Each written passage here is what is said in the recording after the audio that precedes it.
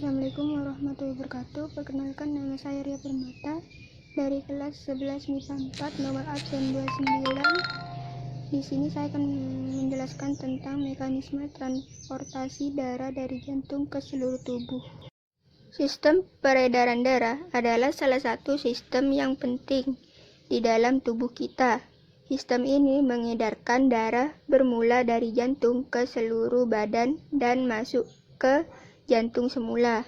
Sistem peredaran darah manusia juga dikenali sebagai sistem peredaran tertutup, karena darah mengalir di dalam salur darah yang tertutup. Yang pertama, fungsi asas peredaran darah ialah menyampaikan zat-zat makanan dan oksigen kepada sel-sel di dalam badan, dan mengeluarkan karbon dioksida dan bahan yang tidak dikehendaki dari sel. Yang kedua, sistem darah manusia mempunyai dua jenis, yaitu sistem peredaran pulmonari dan sistemik. Peredaran pulmonari, sirkulasi pulmonal atau paru, ini merupakan sirkulasi arah dari jantung menuju paru-paru, dan sebaliknya, sirkulasi ini berlangsung saat darah yang mengandung karbon dioksida dari sisa metabolisme tubuh kembali ke jantung melalui pembuluh vena besar atau vena cava. Peredaran sistemik, sirkulasi sistemik merupakan sirkulasi darah yang mencakup seluruh tubuh.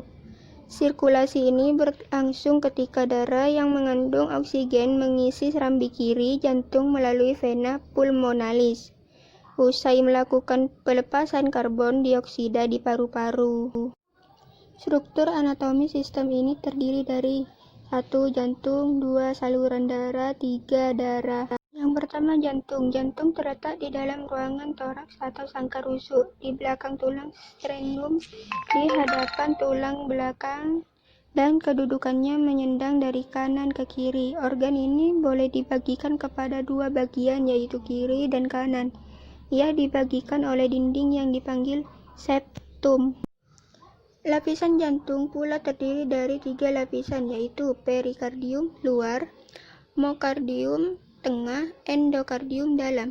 Jantung mempunyai 4 ruang, yaitu 2 ruang atas dikenali sebagai atrium, 2 ruang bawah dikenali sebagai ventricle. Antara atrium dan ventricle terdapat injap yang mengawal pengaliran darah di dalam jantung. Nah, di sini ada contoh struktur jantung manusia. Keratan rentang jantung manusia antara lain yaitu aorta, arteri pulmonari, aurikel kanan, terus vena cava, ventrikel kanan, vena pulmonari, aurikel kiri, ventrikel kiri juga. Dan di sini ada juga kedudukan jantungnya. Nah, bisa dilihat sendiri. Aliran darah di dalam jantung yang pertama yaitu vena cava membawa darah yang mengandungi karbon dioksida ke atrium kanan. Yang kedua, apabila atrium kanan mengucup, darah masuk ke ventrikel kanan melalui injap trikuspid. Penguncupan vertikal menolak darah melalui injap pulmonari ke dalam artikel pulmonari dan seterusnya ke paru-paru. Pertukaran oksigen dan karbon dioksida berlaku di paru-paru, seterusnya dalam mengalir melalui vena pulmonari ke atrium kiri. Apabila atrium kiri menguncup, darah akan melalui injap mitral atau bikuspid masuk ke vertikal kiri. Dari vertikal kiri, darah mengalir melalui injap aorta ke salur aorta untuk dihantar ke seluruh badan. Denyutan jantung. Jantung berdenyut 60-80 kali semenit secara automatik, dan kadar denyutan ini boleh bertambah mengikut keadaan, seperti bersenam. Struktur dan fungsi salur darah. Terdapat 3 jenis salur darah yang utama. Yang pertama yaitu arteri, yang kedua vena, yang ketiga kapilari. Yang pertama arteri. Arteri adalah saluran darah yang membawa darah keluar dari jantung ke bagian-bagian lain badan. Dinding arteri tebal, berotot, dan elastik supaya ia boleh tahan tekanan darah yang tinggi disebabkan oleh denyutan jantung. Arteri bercabang-cabang membentuk arteriol.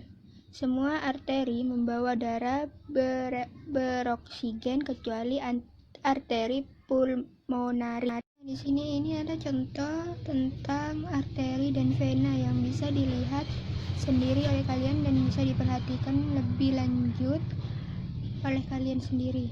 Yang kedua yaitu vena. Vena ialah saluran darah yang membawa darah ke jantung dari bagian-bagian lain badan. Vena mempunyai dinding yang nipis dan saluran yang lebih besar jika dibandingkan dengan arteri. Darah yang berada dalam vena mengalir pada tekanan yang rendah dan oleh itu dinding yang tebal tidak diperlukan. Saluran yang besar memberikan kurang rintangan terhadap pengaliran darah. Vena dilengkapi dengan injap-injap yang menentukan darah mengalir hanya dalam satu arah saja, yaitu arah ke jantung. Injap-injap ini akan tertutup jika darah mengalir ke belakang dalam alirannya.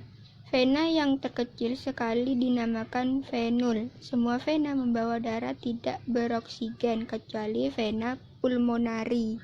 Yang ketiga yaitu kapilari darah. Kapilari darah ialah saluran darah yang terkecil sekali.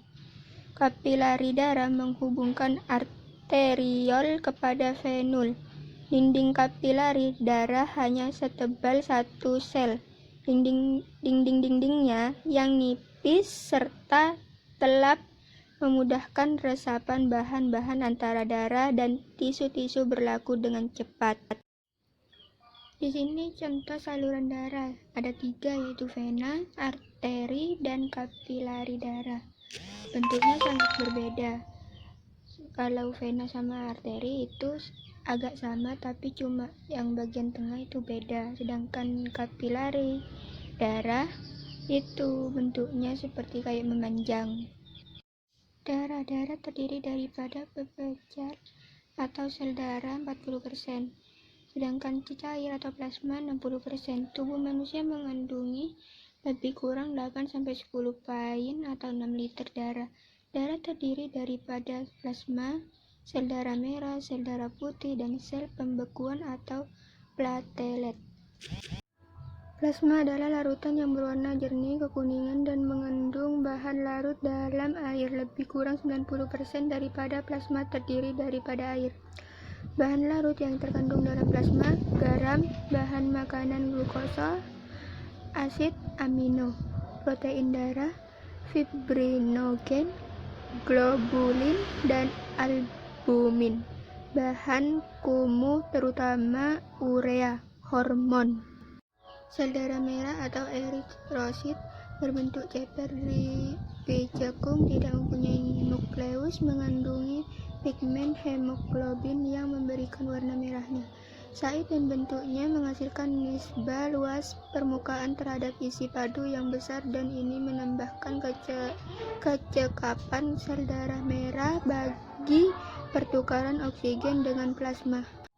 Sel ini hidup selama lebih kurang 120 hari.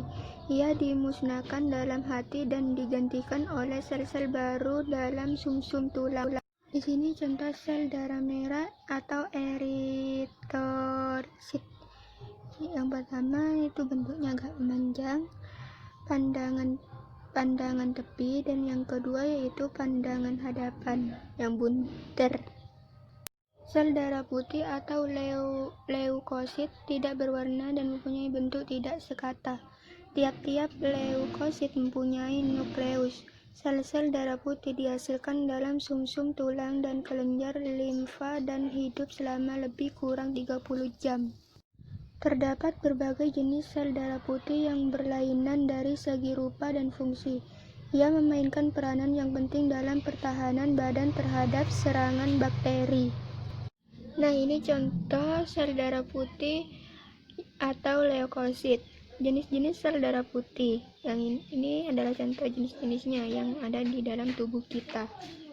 Sel pembeku darah atau platelet. Sel-sel ini terbentuk daripada luluhan sel-sel lain. yaitu trombosit merupakan serpihan-serpihan sitoplasma yang sangat kecil. Sel-sel ini tidak mempunyai nuklus. Ia memainkan peranan penting dalam pembekuan darah. Sel ini hidup selama lebih kurang 10 hari. Nah, di sini ini adalah salah satu contohnya, yaitu kandungan darah. Di dalamnya itu ada eritrosit atau pandangan hadapan, dan yang kedua itu eritrosit juga atau pandangan tepi, dan yang ketiga itu platelet, dan yang keempat leukosit. Fungsi darah yang pertama membawa oksigen dan zat-zat makanan ke seluruh sel dan tisu badan. Yang kedua melawan jangkitan kuman. Yang ketiga membawa bahan buangan atau kumpulan hormon-hormon dan enzim-enzim. Yang keempat memberi warna kepada kulit. Yang kelima pengawal suhu badan. Sekian dari saya, kurang lebihnya mohon maaf. Assalamualaikum warahmatullahi wabarakatuh.